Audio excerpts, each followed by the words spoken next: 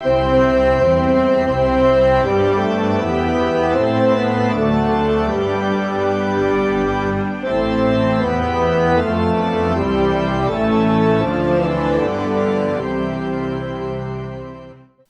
amigos, es un gusto poder saludarles y compartir con ustedes la palabra del Señor. En el presente trimestre estudiaremos uno de los libros más fascinantes del Nuevo Testamento. Se trata del libro a los Hebreos. Para ello, en esta primera lección, entregaremos algunos antecedentes que nos ayudarán a comprender más cabalmente el mensaje de este libro para nuestras vidas. El título de la primera lección es La carta a los Hebreos y a nosotros. Este título de por sí nos lleva a plantearnos varias preguntas, de las cuales en esta oportunidad pretendo responder algunas de ellas y las otras seguramente las responderemos durante el presente trimestre. En el estudio de hoy nos concentraremos en las siguientes interrogantes. Número 1, ¿a qué género literario corresponde el libro de Hebreos? Número 2, ¿quiénes fueron los destinatarios originales de este libro? Número 3, ¿cuál es el mensaje de este libro? Y número 4, ¿quién escribió este libro? Comencemos entonces con la primera pregunta. ¿A qué género literario corresponde el libro de Hebreos? Si revisamos diferentes Biblias, vamos a encontrar que el título varía de una versión a otra, no importando el idioma que está de por medio. En algunas Biblias, el título es Epístola a los Hebreos, en otras, Libro de los Hebreos, y en otras, Carta de San Pablo a los Hebreos. Así es que la primera inquietud es saber si este escrito es una carta o un libro. Es importante mencionar que en los manuscritos griegos más antiguos, simplemente el título reza Pros Hebraious, es decir, a los hebreos. Por lo tanto, esto nos lleva a concluir que en base al título, no podemos afirmar que este escrito se haya considerado como una carta o epístola, ni tampoco que haya sido escrita por el apóstol Pablo, como muchas comunidades cristianas lo han aceptado. Por lo general, no se acepta que Hebreos sea una carta o epístola, pues la estructura del libro no sigue el modelo típico de las cartas paulinas ni universales, las cuales comúnmente mencionan a quién la escribe, a su destinatario, y va acompañada de alusiones a Jesús, a Dios el Padre y o al Espíritu Santo. Además, se menciona la gracia y la paz como saludos típicos.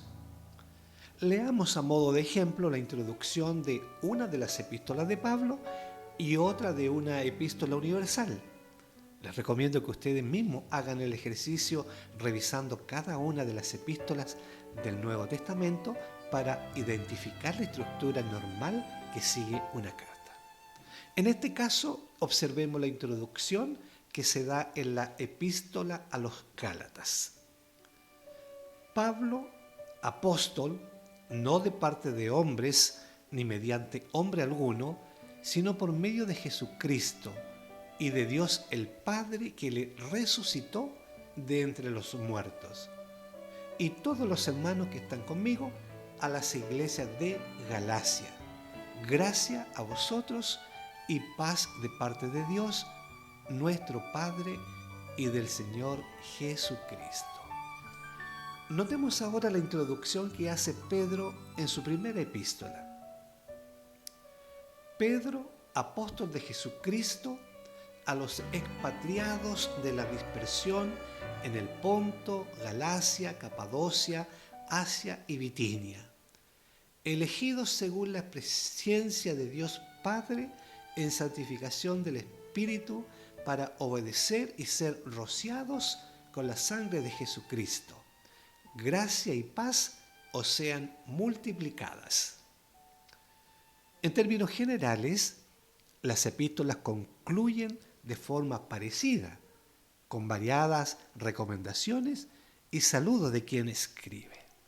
En el caso del libro a los Hebreos, este no tiene un formato de carta en su introducción, pues el escritor entra de lleno al mensaje diciendo: Dios, habiendo hablado muchas veces y de muchas maneras en otro tiempo a los padres por los profetas, en estos postreros días nos ha hablado por el Hijo, a quien constituyó heredero de todo y por quien asimismo hizo el universo.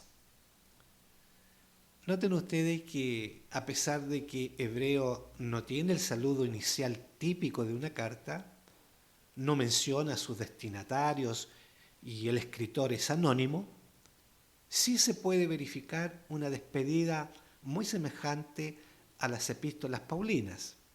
Por ejemplo, en Hebreos 13, 20-21 leemos: y el Dios de paz, que resucitó de los muertos a nuestro Señor Jesucristo, el gran pastor de las ovejas, por la sangre del pacto eterno, os haga aptos en toda obra buena, para que hagáis su voluntad, haciendo Él en vosotros lo que es agradable delante de Él, por Jesucristo, al cual sea la gloria por los siglos de los siglos. Amén. Notemos que además de esto, el capítulo 13 y versículo 22 nos da la pauta para saber a qué género pertenece este libro. El texto dice: os ruego, hermanos, que soportéis la palabra de exhortación, pues os he escrito brevemente.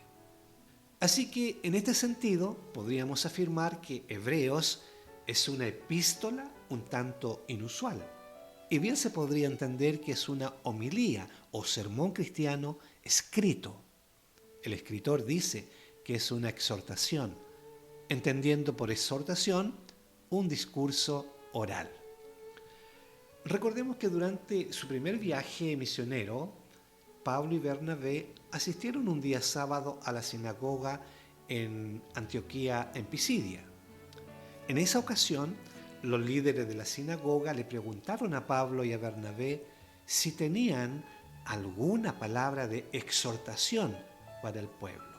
Hechos 13:15. Entonces Pablo se puso de pie y pronunció el sermón evangélico en la sinagoga, que encontramos registrado en Hechos capítulo 13, versículo 16 al 41. Otra evidencia de que este escrito fue primariamente un sermón la encontramos en el uso del pronombre plural en primera persona: nosotros, nos, nuestro, lo que permite que el hablante se identifique con la audiencia al mismo tiempo que hace valer su autoridad. Por otra parte, encontramos una serie de referencias a hablar y oír, y no a escribir y leer. Por ejemplo, en Hebreos 2:5 dice: acerca del cual estamos hablando. En Hebreos 5:11 se afirma: acerca de esto tenemos mucho que decir. Otro aspecto a considerar este libro como un sermón es la hábil alternancia entre exposición y exhortación que presenta el libro de Hebreos, y que era la forma usual de los oradores del periodo greco-romano.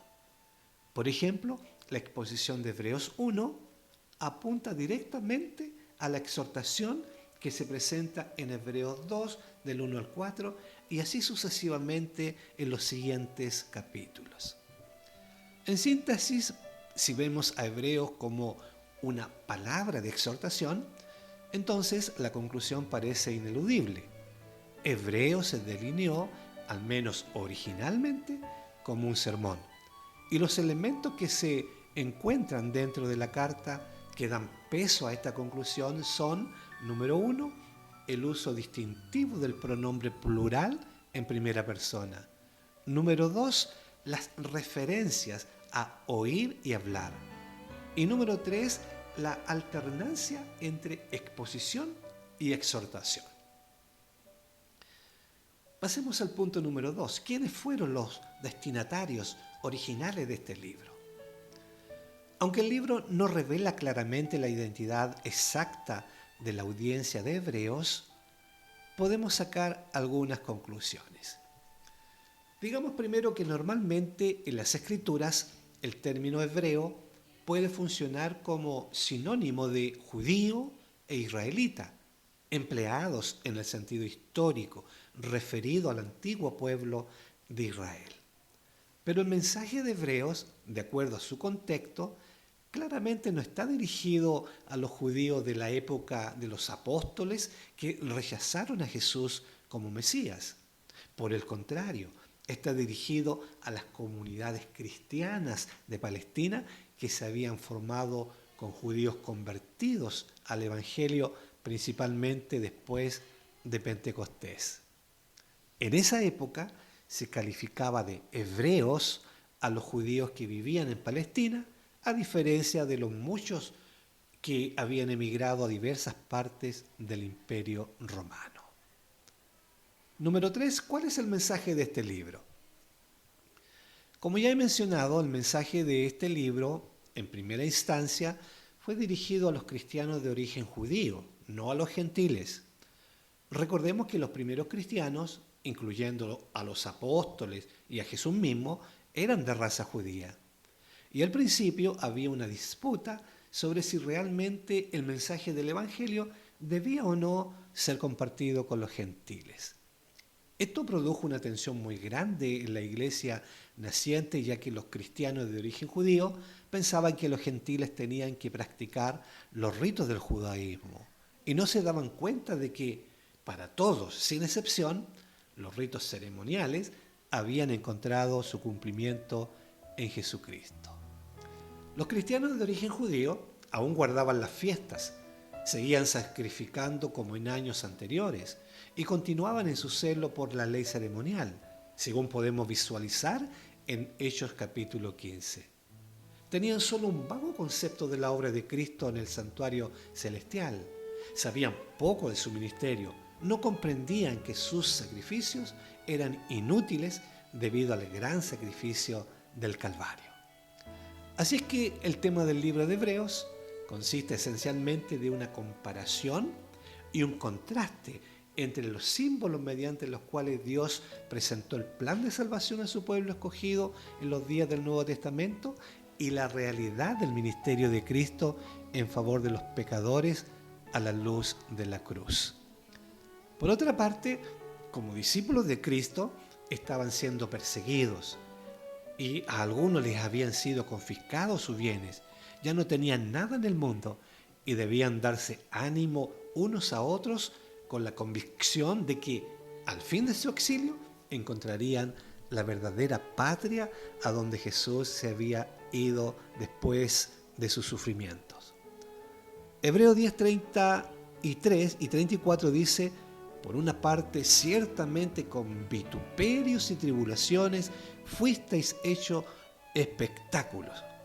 Y por otra, llegasteis a ser compañeros de los que estaban en una situación semejante, porque tuvisteis compasión de los prisioneros y aceptasteis con gozo el despojo de vuestros bienes, sabiendo que tenéis para vosotros mismos una mejor y más duradera posesión. Por esta razón, Pablo los anima a permanecer fieles, imitando el ejemplo de Moisés, quien escogió antes ser maltratado con el pueblo de Dios que gozar de los deleites temporales del pecado.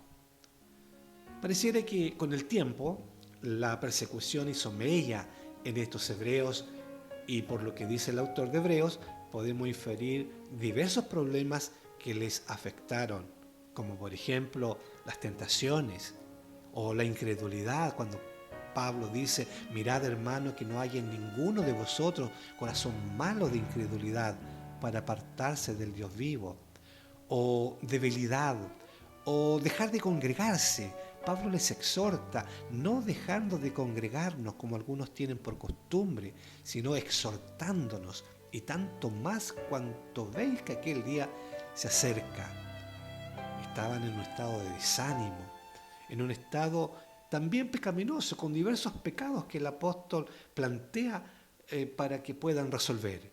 En el capítulo 13 dice: honroso sea en todo el matrimonio y el lecho sin mancilla, pero a los fornicarios y a los adúlteros los juzgará Dios. Sean vuestras costumbres sin avaricia, contentos con lo que tenéis ahora, porque Él dijo: no te desampararé ni te dejaré. Y también el mismo capítulo 13 revela que habían algunas desviaciones de tipo doctrinal.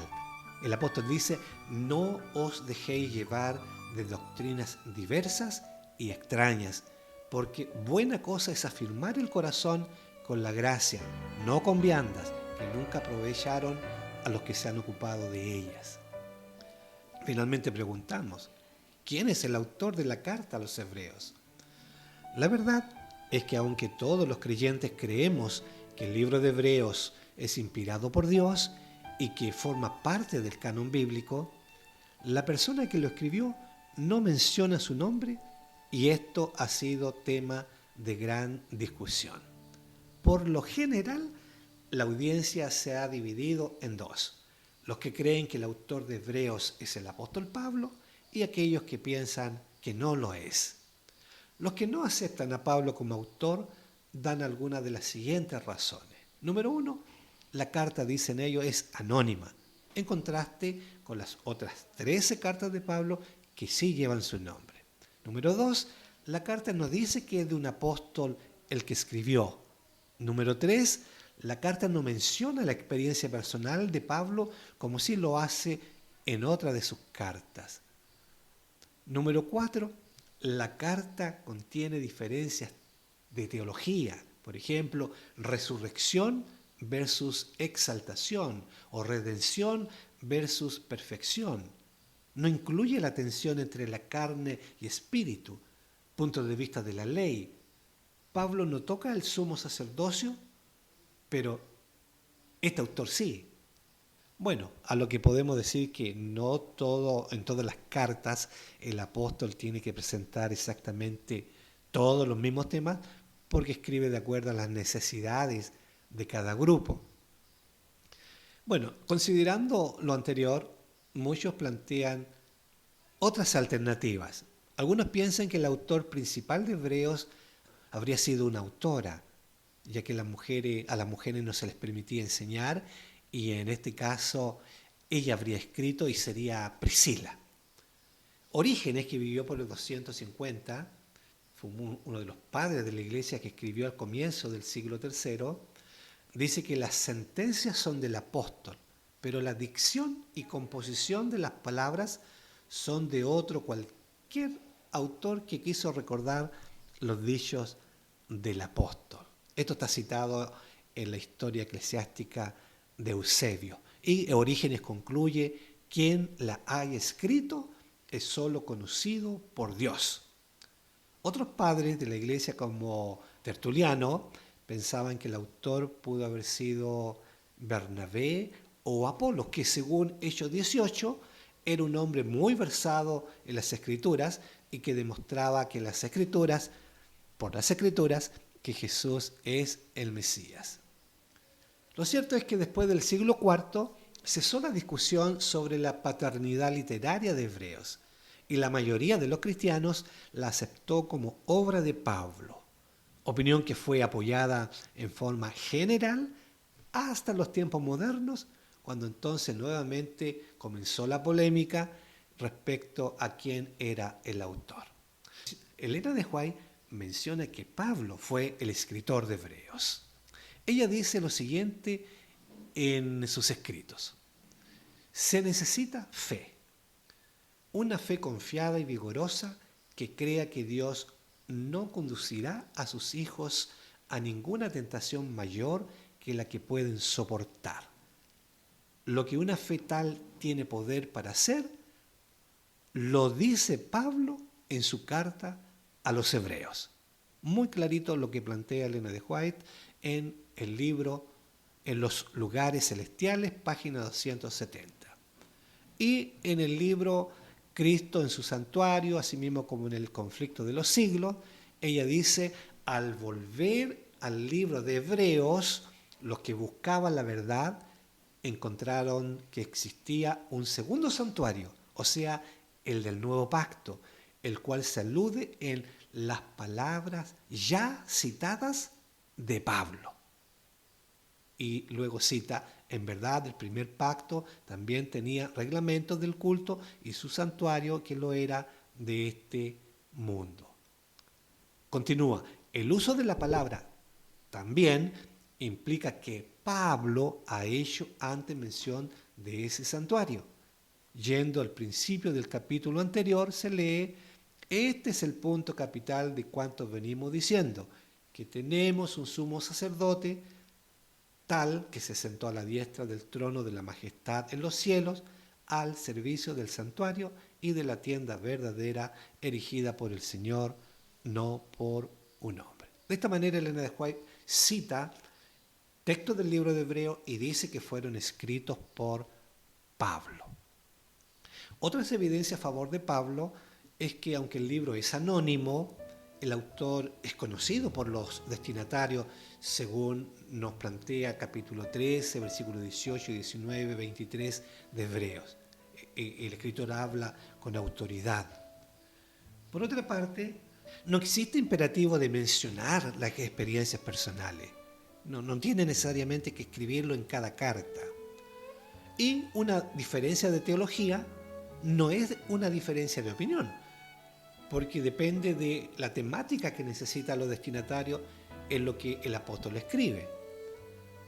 Por otra parte, Pablo recibió revelación directa de Cristo, pero el contenido fue confirmado por los apóstoles posteriormente, según nos plantea Gálatas capítulo 1. También en el capítulo 10 y 13 se habla de las prisiones, muy en boga en esos días y que también Pablo pasó por prisiones. Pero en el versículo 23 del capítulo 13 se menciona a Timoteo, que era compañero del autor de este escrito, y todos sabemos que Timoteo fue un gran compañero del apóstol Pablo. El apóstol Pedro dice que Pablo escribió a los judíos creyentes, en 2 de Pedro capítulo 3. Esa es una evidencia muy fuerte.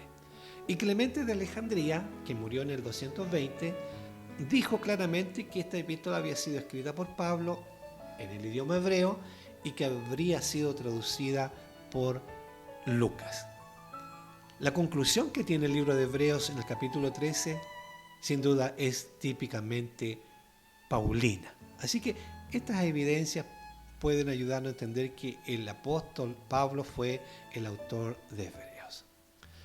Estimados amigos, al igual que los hebreos, nosotros estamos viviendo en los postreros días, esperando el cumplimiento de las promesas hechas en su palabra. En Hebreos 10:37 dice, porque aún un poquito y el que ha de venir vendrá y no tardará. Por lo tanto, las exhortaciones de Pablo se nos aplican también a nosotros. Hebreos recuerda los problemas enfrentados por el pueblo de Dios antes de su entrada en Canaán y su incredulidad. Y nos recuerda también a nosotros para que tengamos cuidado de no endurecer nuestros corazones. Por eso nos invita a no caer en ese ejemplo de incredulidad. Nos dice el capítulo 3, mirad, hermanos, que no haya en ninguno de vosotros corazón malo de incredulidad para apartarse del Dios vivo.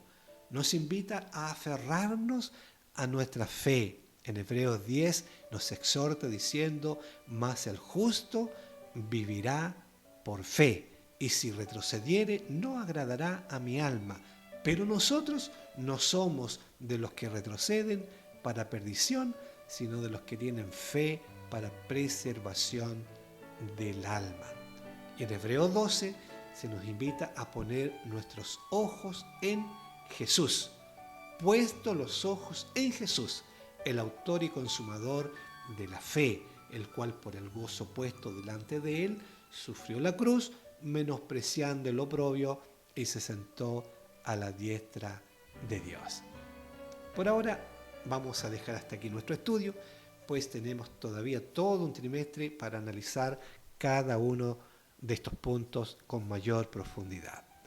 Dios les bendiga y nos encontramos en un próximo estudio de la palabra del Señor.